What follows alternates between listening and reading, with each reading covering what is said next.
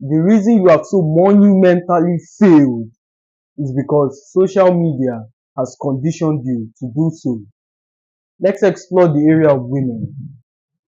Why is it that every music video, every song, the guy is always under the rain, the guy is always texting and please come back, please come back. In fact, the music video always begins with the lady comes along, she's packing her stuff, the guy is trying to beg her to stay, and when she leaves eventually, he's texting her constantly, please come back, please come back, please come back. Now, when you watch that for a long enough on a long enough time frame, you don't know what's happening to you, but subliminally, they are instilling the idea that women are the top of the food chain. In any relationship you find yourself, there's a hierarchy. And please do not misunderstand me. I'm not saying you shouldn't apologize when you're wrong. I'm not saying be an asshole. I'm not saying be arrogant. No. However, what I am vehemently pointing out is the fact that this wrong hierarchy, that women should always be at the top, women should always be giving what they want, is false. In fact, if you look at the way society is structured currently, women are always above us, or they are our equal, as well as a helpless victim. So they get to choose different cadres and oscillate as long as it suits their narrative. So they are better than us until it comes a time to go to war. They are our equal until it comes time to pay for a date. They are our equal until someone grabs them on the street. Oh, you're supposed to stand up now. I'm supposed to protect and provide. It doesn't work that way. They are helpless victims when you're 36 and after doing OnlyFans for a decade or two, chastise, and when no one is subscribing and giving them money, they drive down with their BMW in a mansion, making videos of how their boyfriend tricked them into doing this.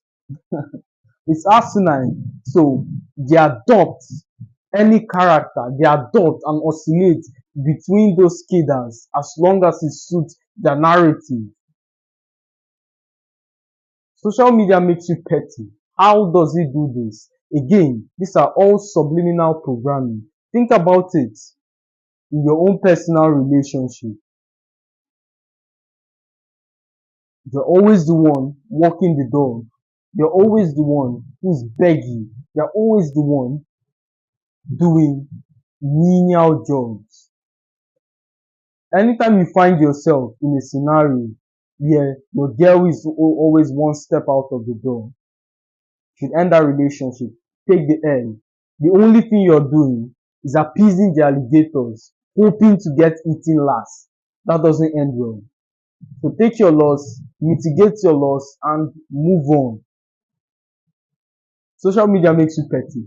How is this possible? If someone unfollows you, it will piss you off. Would you agree with me? Especially a friend. Now, that action with the click of a button is enough to destroy friendship, to destroy bonds of years, perhaps decades, with one click. And unfortunately, you cannot compartmentalize your life. You've heard me say this. You cannot segment your life. That's what compartmentalize means. So how you do the small things is how you do the big things. If you've taken that petty approach towards life, it's most likely you find yourself getting angry over unnecessaries. In fact, all of the world's problem boils down to this one fact. People are very petty. It's always, how can I make people respect me? How can I enter a room and dominate it? How can I do this? How can I do that? Everybody wants to be seen as alpha. But I heard this martial artist, very tough guy. He was once asked in an interview,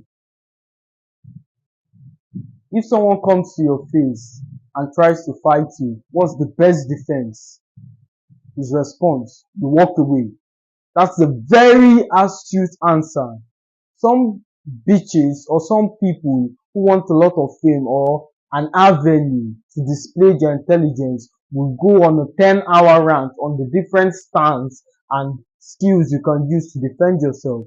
But the best things or the best posture to adopt in that kind of scenario is to walk away. You don't know who you're fighting with. You have no idea if he's on his last straw. You have no idea if he's prepared to give his life in that battlefield.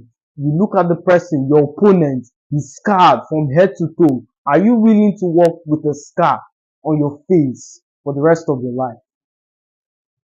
I guess you're not, but he is. Is that the kind of person you want to fight? You have to be very rational and logical in your approach when it comes to certain things. I know everybody wants a story. I know everybody wants an opportunity to display his masculine qualities. That opportunity would come, but not to the detriment of your internal face.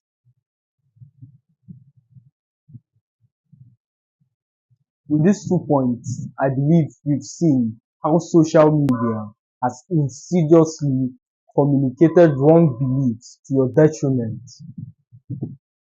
The best way to combat this anomaly is to detox yourself, detach completely from social media. It's going to be difficult. You're going to feel like going back. You're going to feel like relapsing. But trust me, at the other end is worth it. It's like a snake molting, leaving its previous skin. Have you seen the molting process?